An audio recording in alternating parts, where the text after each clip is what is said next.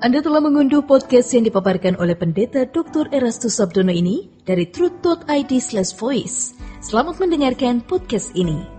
Salam saudara sekalian, salam sejahtera. Berkali-kali dikemukakan dan kita dengar bahwa hidup ini tragis.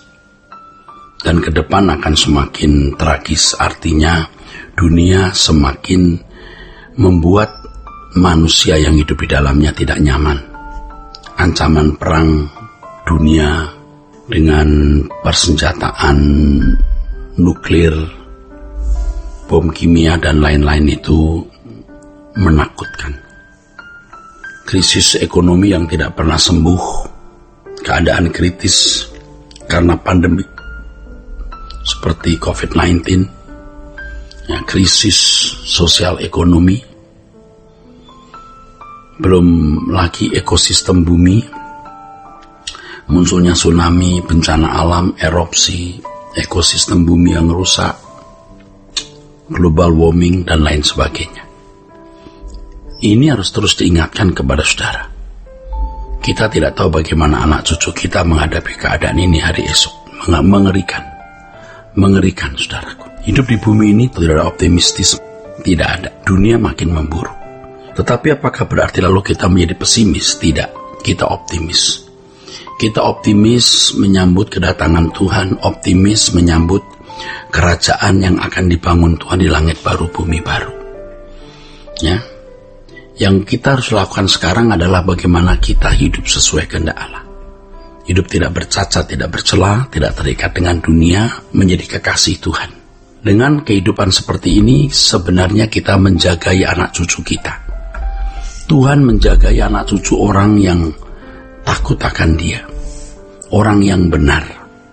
Kalau kita berkata bahwa Allah tidak membiarkan anak cucu orang benar sebagai peminta-minta, lalu dinyanyikan oleh kebanyakan orang Kristen atau hampir semua orang Kristen, dan mereka merasa anak cucu mereka tidak akan jadi peminta-minta, itu salah.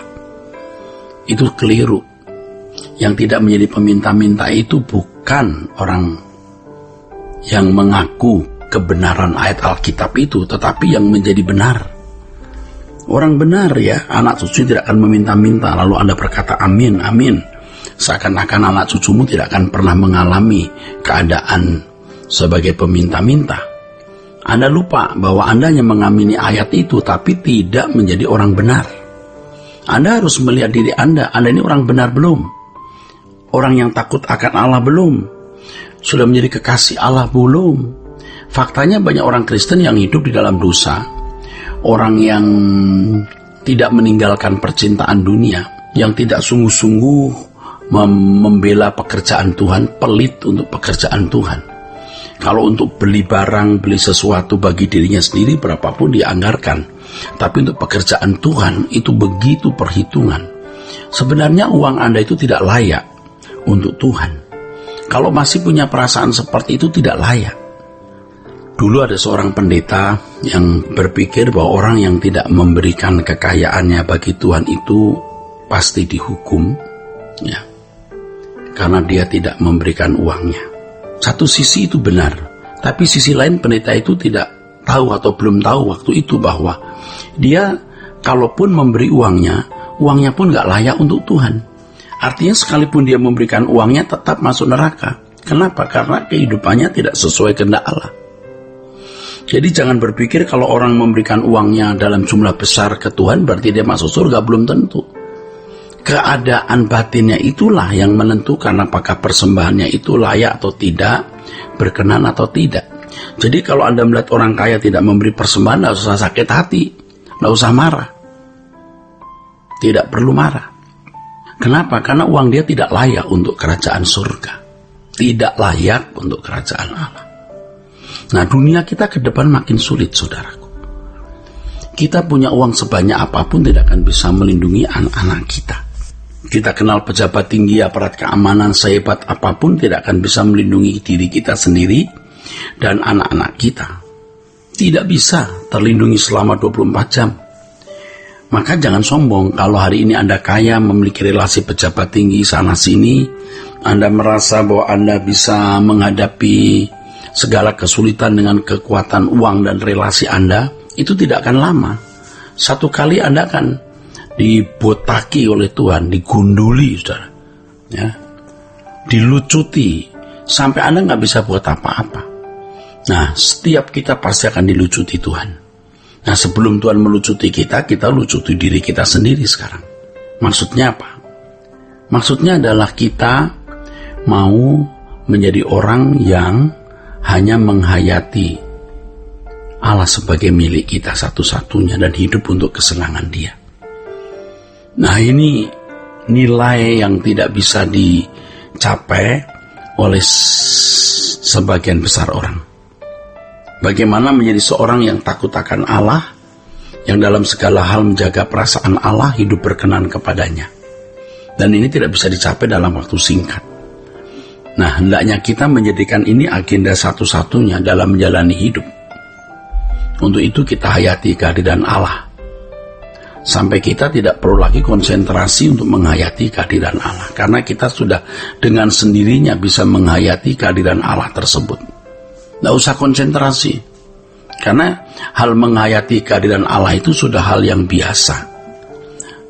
Dalam menghayati keadaan Allah itu hal yang bukan hal yang perlu dipikirkan. Kita tidak perlu konsentrasi, tapi dengan sendirinya karena kita sudah terbiasa hidup di hadirat Allah. Dan dalam segala hal yang kita lakukan, kita selalu mempertimbangkan perasaan Allah, dan secara otomatis kita bisa melakukannya itu, saudaraku, secara otomatis. Dan kalau kita bisa hidup dengan cara demikian, yang disebut hidup di hadirat Allah, nama kita pasti dikenal oleh Allah, diri kita dikenal oleh Allah. Tapi bukan hanya diri kita, anak cucu kita pun juga akan diingat dan dikenal oleh Allah. Dalam menghadapi dunia kita yang makin sulit, makin sukar dan tidak menjanjikan ini, Tuhan tetap akan memprotek kita. Artinya, memprotek kita bukan berarti kita tidak akan mengalami kesulitan. Kesulitan yang kita alami pun menjadi cara Allah mempersiapkan kita untuk masuk kerajaan surga, mempersiapkan kerajaan Allah. Dan puji Tuhan, bukan hanya kita yang dipersiapkan untuk masuk langit baru bumi baru, menjadi anggota keluarga kerajaan Allah, tinggal di istana Tuhan Yesus dan menikmati kemuliaan bersama Tuhan Yesus, tetapi juga orang-orang yang kita kasihi. Orang-orang yang kita kasih tentu adalah pasangan hidup, anak, cucu, menantu, tapi juga sahabat-sahabat kita yang bersama-sama dengan kita melayani pekerjaan Tuhan. Ya, orang-orang yang mencintai suara kebenaran, yang bersama-sama bertumbuh, berkemas-kemas untuk menyongsong langit baru, bumi baru, adalah orang-orang yang menjadi masyarakat surgawi, ya, heavenly society, yang suatu hari akan bersama-sama di dalam kerajaan surga.